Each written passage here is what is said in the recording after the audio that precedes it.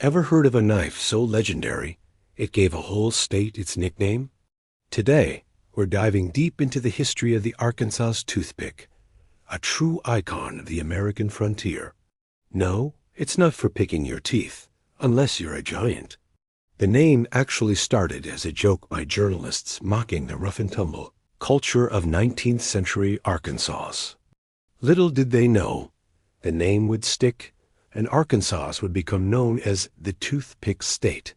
So, what exactly is an Arkansas toothpick? Forget what you think you know about the Bowie knife. This is a different beast entirely. Imagine a heavy dagger, perfectly balanced, with a long, straight, double-edged blade that tapers to a wickedly sharp point. We're talking blades anywhere from 12 to a whopping 20 inches long. Historically, these were made from high-quality steel with handles of wood or bone, often in a distinctive coffin shape. This design made it an incredibly effective weapon for thrusting and slashing, and some even claimed it was perfectly balanced for throwing. It was the go-to blade for everything from intense hand-to-hand combat to hunting dangerous game like wild boar. The origin story is as sharp as the blade itself. The most famous name tied to its creation is James Black, the same legendary blacksmith credited with perfecting the Bowie knife. Around 1836, Black is said to have forged this new style of dagger, and its reputation spread like wildfire. Now, let's clear up a common confusion: the Arkansas toothpick versus the Bowie knife. For a long time, the names were used interchangeably, especially during the Civil War. But modern collectors know the difference. The key is the blade shape. A Bowie knife has a single cutting edge and a distinctive clipped point, making it asymmetrical. The Arkansas toothpick, however, is always symmetrical, with two cutting edges and a straight dagger-like point. Think spearhead on a handle. This knife was so feared in its day that it sparked a legal panic.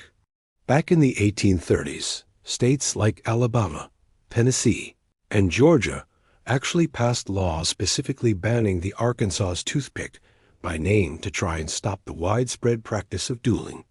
It was considered a weapon of deadly intent, and its presence alone was enough to make lawmakers nervous.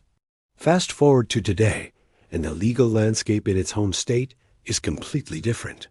As of 2026 in Arkansas, there are 0 restrictions on owning or carrying any type of knife, including the Arkansas toothpick.